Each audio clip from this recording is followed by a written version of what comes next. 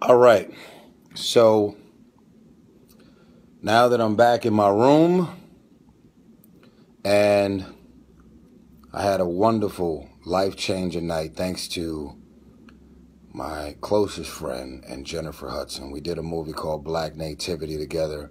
She has been nothing but a gift and an amazing friend, and she just so happened to be one of the favorite people of President Obama and our First Lady, Mrs. Michelle Obama.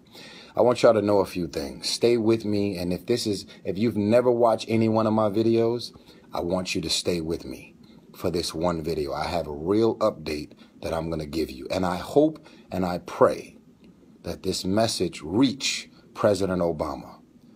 If y'all follow him on Facebook or got any access to him through his cell, email, anything, cut and paste the link and get this message to President Obama. Tonight, we met. I smiled. I was happy. It was a dream and a goal of mine to meet one of my heroes, and President Obama. The whole world may be basing their love on President Obama from public approval ratings and all of the political things that I don't get involved in. All of a couple of years ago, I just found out what the difference between a Republican and a Democrat is. I am not the political dude. I am a man that focused on common sense and common sense issues. Stay with me. This is going somewhere. Jennifer Hudson, can't say it enough. I love you. My life has changed forever. Went into the White House. We went through all of the proper security procedures to get in there. And a lot of us in the country are so angry and so mad and so disappointed. And the president, the policies, the Democrats versus the Republicans, all of these political things. But I'm not concerned about black, white. I'm concerned about the human race. And so when all the jokes is done being cracked and all the smoozing and socializing, I went to the White House with one mission and one mission only: to meet our president and the First Lady officially, because I have a great deal of respect for what he has done for our country. Even though everyone wants to focus on every little issue, if you would have signed up for a presidency as a regular man and had to sign up with the state, the United States of America being in the state that it was in, you would have literally been waking up every single day trying your best. Now, you don't have to like me, and guess what? The beautiful thing about freedom of speech is you don't have to agree. If you're just a negative person, you're just going to rip everything I say apart and rip our president and First Lady apart. But I'm here to tell you, I don't really know of anybody else that could have jumped in this position and done a better job with the amount of negativity that he walked into. It was already a shit house before he walked into the house. And then he did whatever he had to do to clean it up. And that took a big-ass broom with a bunch of political fights and issues and conflicts every step of the way. So let me state my position. I cannot share every single view that the entire world shares, because we all have opinions. And guess what? Anything you say, I will not take it personal. This is not the recording artist talking. This is not the actor from any of my movies talking. This is a human being with a heart. And this is what I'm saying. You don't go into the White House to meet our First Lady and the President angry, mad, with hostility and animosity. You go in there to put your presence and your energy on their radar, and you follow up in the best way that you can. Okay? Smart people that know how to get things done, y'all can relate to what I'm talking about. All of the rebels and people that just want to be angry and go in and start screaming and yelling and doing something crazy to make a scene, you don't really get too much of anything done.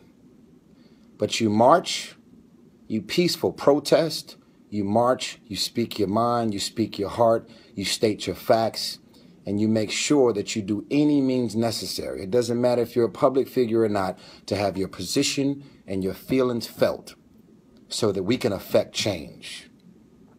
We actually had a conversation. And in my mind, I prayed that I wouldn't just meet the president and then get shunned to the side and then it'd be over. Me and Jennifer Hudson walked into the room. There was a big, beautiful Christmas tree there. And me and President Obama had what felt like at least a 45 to a minute conversation, which is a lot of time when the entire White House is full over the Kennedy honors. And he said to me, "Good to meet you, Tyrese." I said, "Man, I'm honored, man. You're my hero. I'm so inspired by everything you stand for. And I just pray that you continue to do your best." Then he said, "I want you to be involved in something that he initiated called My Brother's Keeper."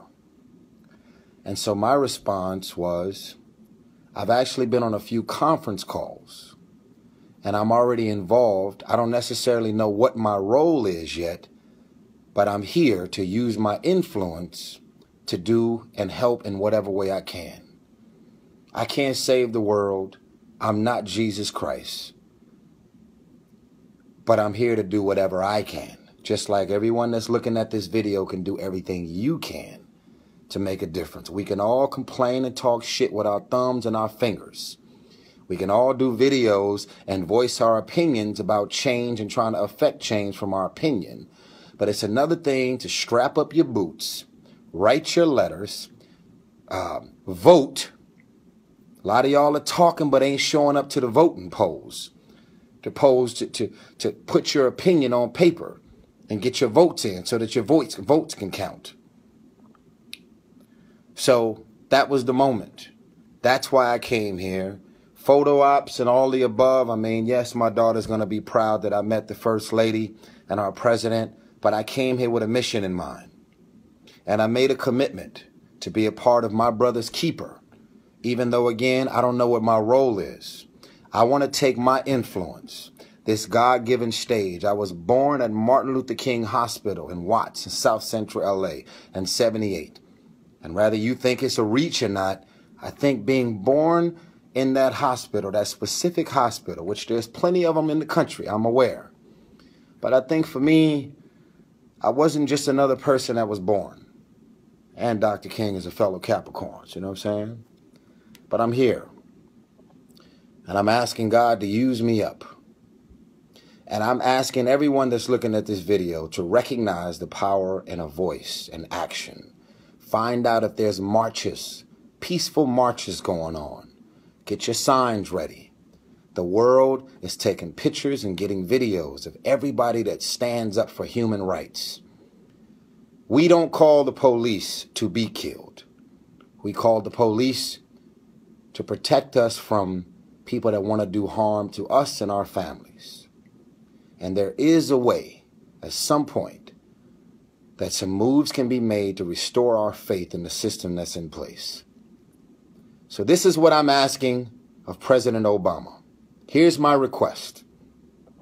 And I hope that the fans can type this out. And I also want you to add your thoughts to this, because I don't want to work against anybody. I don't want anybody to attack me because of my opinions. Just relax. I want you to help me. Help me as I'm on a mission to try and impact lives in any way I can. Help me.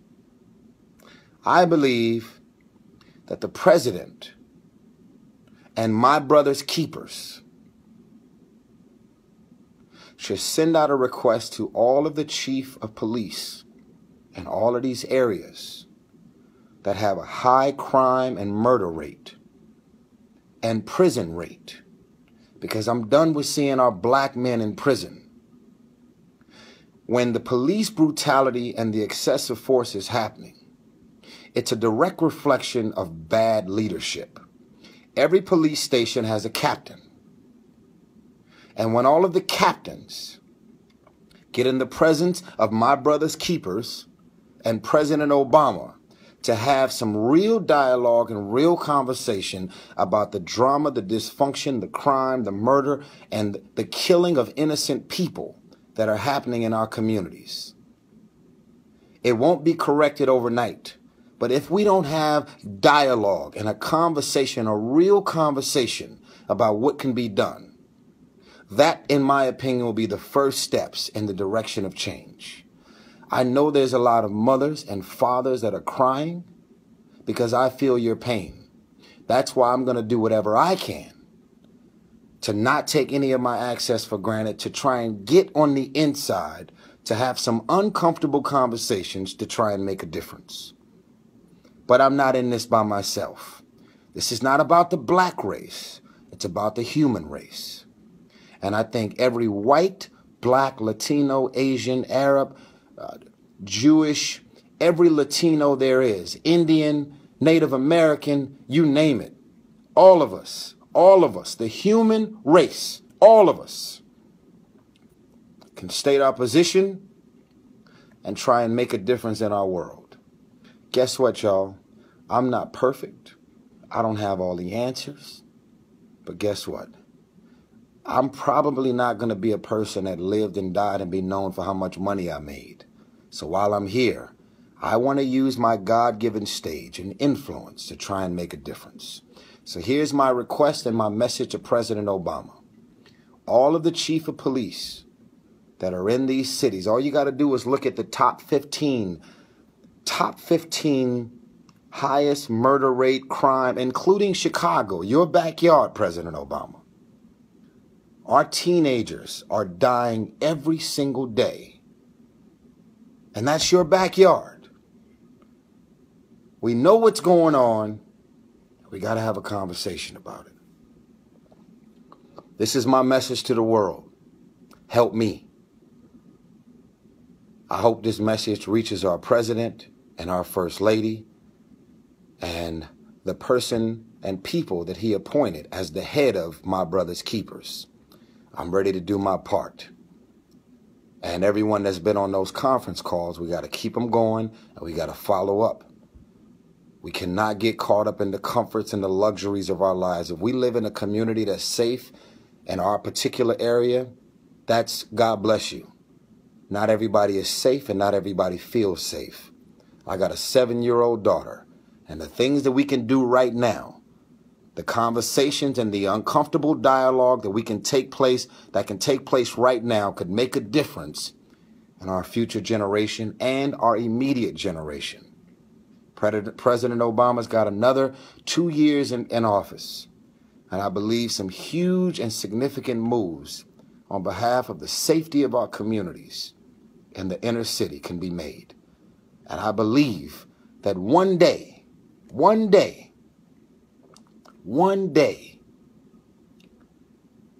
going to be able to restore the faith between the people living in the inner city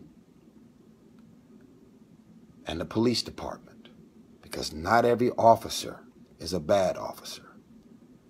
But when you kill our innocent people, we have a habit of clumping everybody together. We see you in that uniform, we automatically have a problem with you. And that's a natural instinct, because one bad person abusing their power and using excessive force to kill, harm, shoot, and be dysfunctional towards our people, we're going to have a problem with all of you. But there is a way to create peace amongst the inner city and the police officers. There is a way.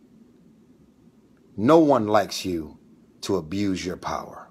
No one likes you to murder innocent people and then get away with murder. There's something we can do. Share this video and tag everybody who needs to see this video. And I will not delete this video because I live by what I stand for. I'm out.